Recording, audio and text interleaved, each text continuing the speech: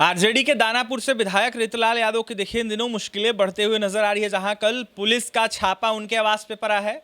और ऐसे में देखिए 86 लाख कैश के साथ कई अनेक बैंकों के चेक्स बरामद किए गए हैं उनके समर्थकों के द्वारा, उनकी पत्नी के द्वारा। यह कहा जा रहा है कि गलत आरोप हमारे पति पे लगाए जा रहे हैं, हमारे विधायक पर गलत आरोप लगाए जा रहे हैं और ऐसे में फंसाने की साजिश रची जा रही है। फिलहाल क्या कुछ सच्चाई इसमें, बड़ा सवाल है। देखिए इस वक्त हमारे साथ बात करने के लिए बिहार के पूर्व आईपीएस अमिताभ कुमार दास हैं, जुड़ेंगे, बात करेंगे। अमिताभ दास जी, हमारा सवाल है आपसे।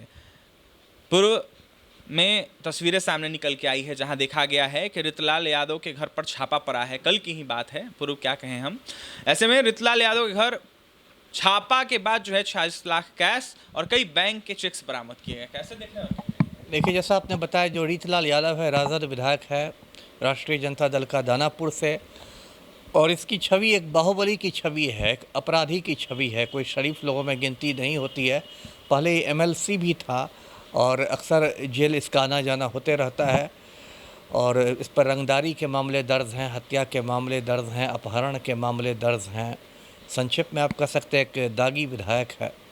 और इसके घर एक दो रोज़ पहले रेड हुआ। पुलिस ने कहा है कि एक बिल्डर की शिकायत थी, किसी बिल्डर ने पटना पुलिस से शिकायत की थी कि रितलाल यादव उससे रंगदारी मांग रहा है, और उसी आधार पर रेड हुआ था। और उसमें जैसा आपने बताया 80 लाख रुपए से ज़्यादा नकद मिला, कुछ ब्लैंक चेक्स मिले हैं, ये सब है। अब खबर आ रही है कि पुलिस ने इसके वारंट के लिए कोर्ट में अर्जी डाली है और वारंट मिलने पर इसकी गिरफ्तारी होगी।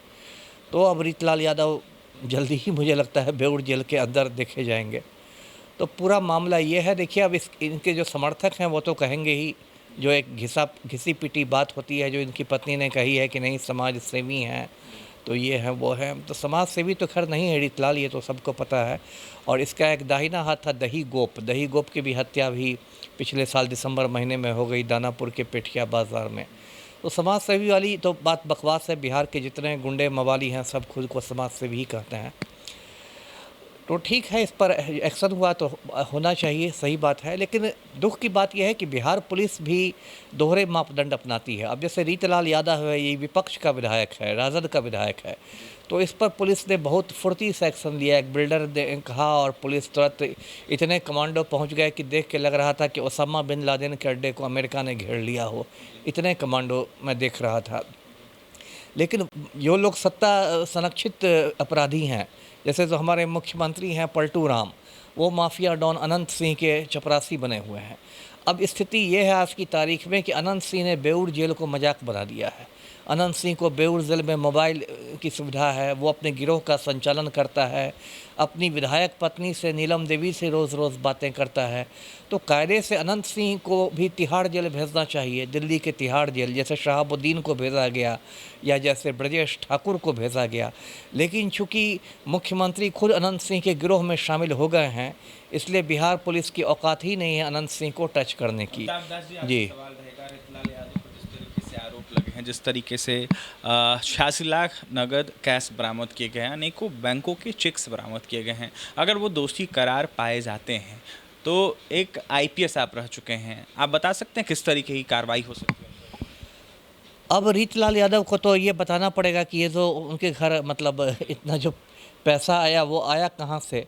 अगर वो ठीक है संतोषजनक जवाब नहीं दे सकते हैं तब तो इसमें रंगदारी का मामला दर्ज हो सकता है, भ्रष्टाचार का मामला दर्ज हो सकता है, करप्शन वाला एक्ट दर्ज हो सकता है, बहुत सारे मामले हैं। कार्रवाई किस तरीके की हो सकती है इसमें इन एक्टों को देखते हुए? जेल तो जाएगा ही, और मतलब रंगदारी है, ये सब तो गैर जमानतीय है, तो मतलब आसानी से बेल नहीं मिलेगा।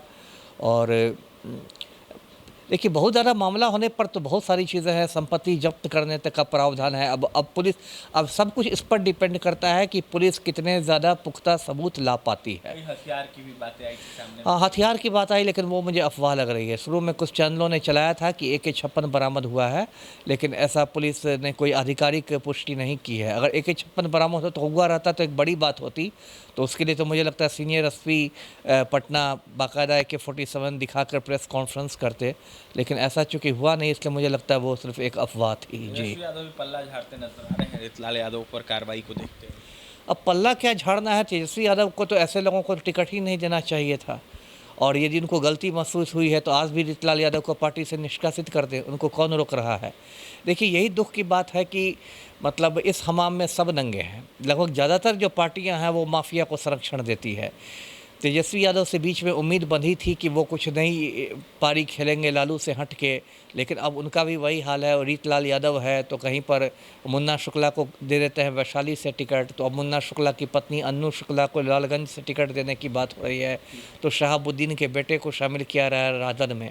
और मुख्यमंत्री जो पलटू राम हैं वो तो खैर माफिया के चपरासी हैं ही। जी देखिए बड़ा सवाल है, कार्रवाई हो सकती है रीतलाल यादव के, उनकी मुश्किलें जो है वो बढ़ते हुए नज़र आ रही है। जहां कल और परसों तस्वीरें सामने निकल के आई जहां जांच किया गया प्रशासन के द्वारा, कई कमांडो की टीम उतरी हुई थी, प्रशासन उतरा हुआ था दानापुर में, और ऐसे में कहीं ना कहीं ओसामा बिन लादेन के पकड़ने को लेकर जिस तरीके से लोग उतरे थे, जिस तरीके से पुलिसिया बल उतरा था, इसको देखते हुए देखिए रीतलाल यादव को भी कहीं ना कहीं पकड़ने के लिए कह ले या फिर छापेमारी करने के लिए कह ले, प्रशासन उतारा गया था। बड़ा सवाल है। और ऐसे विपक्ष के विधायक हैं, राजद से विधायक हैं रीतलाल यादव, उनके पास से जिस तरीके से कैश और तमाम अनेक दस्तावेज बरामद हुए, इसको लेकर प्रशासन क्या कुछ कार्रवाई करती है देखने वाली बात होगी। लेकिन बिल्डर के आरोपों के बाद जो है प्रशासन ने जाँच की है, जहाँ बैंक चेक्स, कैश और भी कई तरह के